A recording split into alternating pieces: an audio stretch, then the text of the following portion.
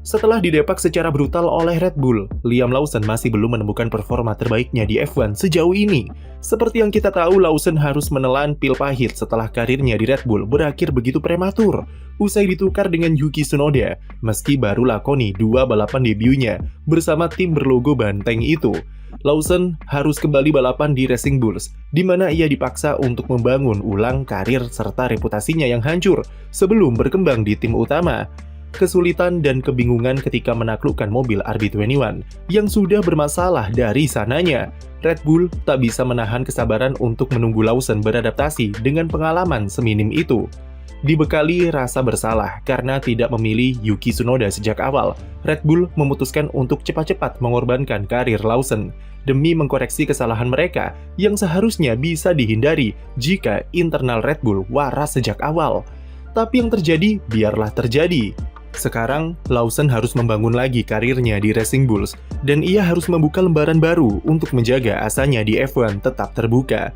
Namun apa yang kita lihat sejauh ini memang menunjukkan kalau ada sesuatu yang salah dalam diri Liam Lawson semenjak ia didepak dari Red Bull.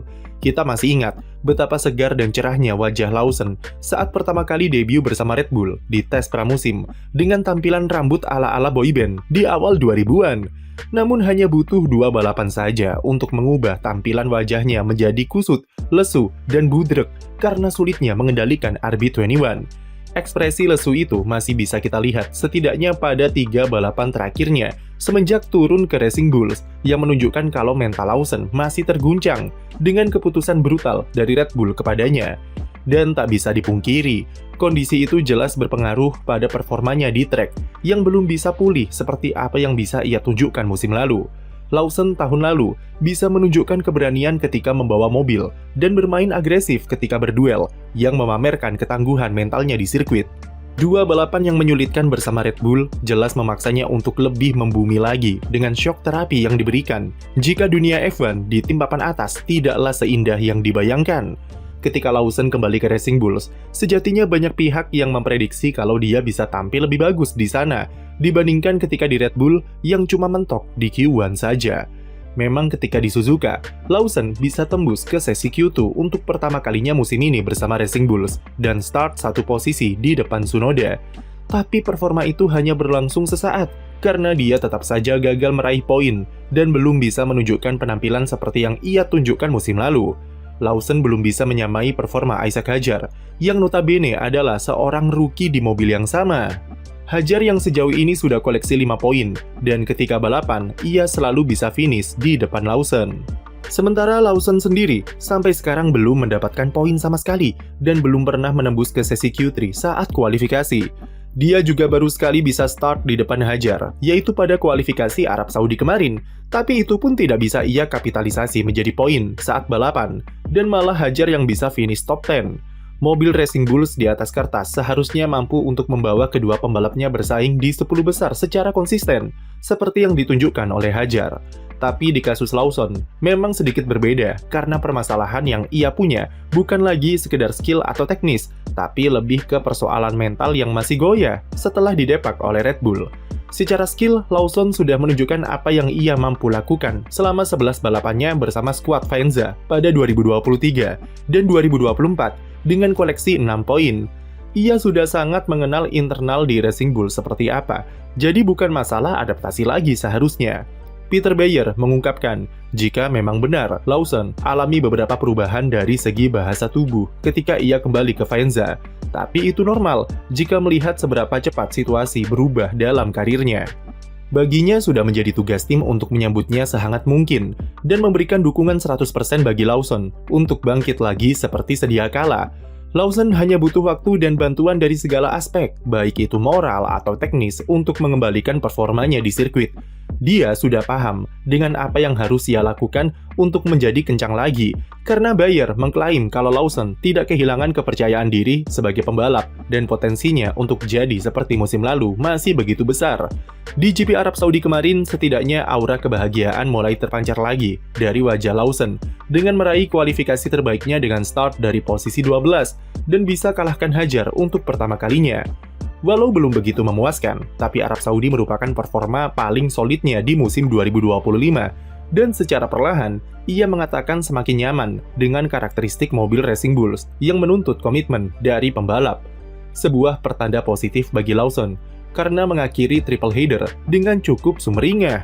Tapi memang bagi Lawson itu tidak akan mudah, karena situasi sejak awal sudah menyulitkan dirinya dan bakal semakin rumit ke depannya.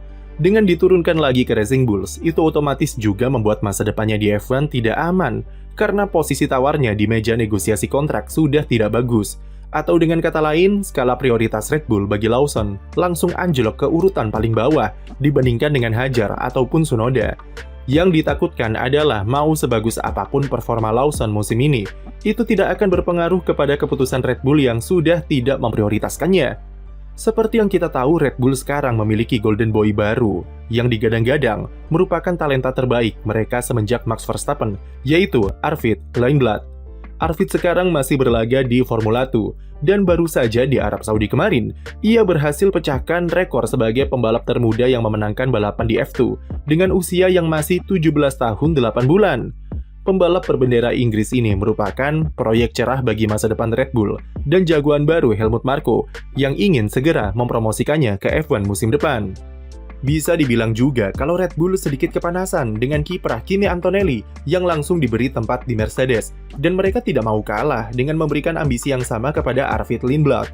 Dia sudah memiliki poin super license yang cukup setelah menjuarai ajang Formula Regional Oceania awal tahun ini, dan cuma menunggu usianya menginjak 18 tahun pada Agustus nanti. Red Bull akan memberikan banyak program seperti tes privat dan tes dengan mobil-mobil F1 sebelumnya kepada Arvid untuk persiapannya debut musim depan. Dia direncanakan juga akan turun pada sesi FP1 bersama Red Bull atau Racing Bulls ketika usianya sudah menginjak 18 tahun nanti. Salah satu aspek yang sangat berperan terhadap posisi Lindblad sekarang adalah dia bisa memiliki daya tawar sebagai pembalap eksplosif dan menjual talentanya dengan cukup baik untuk meyakinkan Helmut Marko. Karakter seperti ini merupakan pembalap yang disukai olehnya karena apa yang ditampilkan di sirkuit merupakan bukti dari prospek yang ia tawarkan dan menunjukkan kepercayaan diri yang tinggi. Keberadaan Lindblad merupakan ancaman serius bagi kelangsungan karir Liam Lawson, terutama jika ia belum bisa bersaing dengan Isaac Hadjar yang bisa langsung klop di musim debutnya. Bisa tampil bagus saja tidak ada jaminan akan dipertahankan, apalagi kalau performa Lawson masih angin-anginan. Situasi bagi pembalap 23 tahun ini akan semakin berat ke depannya. Dan jika ingin bertahan di F1 untuk jangka panjang, hal paling minimal yang bisa dilakukan adalah kalahkan Isaac Hadjar secara konsisten untuk meyakinkan Red Bull kalau ia masih layak diberi prioritas. Karena jika tidak, bisa jadi karirnya berakhir seperti Daniel Kvyat yang kehilangan arah setelah diturunkan Red Bull, dan nasibnya di F1 jadi tidak jelas karena cuma jadi opsi terakhir. Bahkan kondisi Lawson bisa lebih buruk dari Kvyat karena ia tidak memiliki opsi banyak kalau semisal kehilangan kursi Racing Bull musim depan. Harga jualnya di pasar pembalap juga menurun drastis usai apa yang terjadi di awal 2025 dan mempersulit kondisinya andaikan harus mencari kursi ke tim lain. Apapun yang terjadi, agak sulit melihat Lawson bisa mendapatkan angin segar kalau melihat skala prioritas Red Bull sekarang. Tapi tidak ada salahnya berusaha maksimal yang minimal bisa meningkatkan value-nya sebagai pembalap di mata tim-tim lain. Sekian video dari kami, jangan lupa beri like dan subscribe untuk konten F1 lainnya.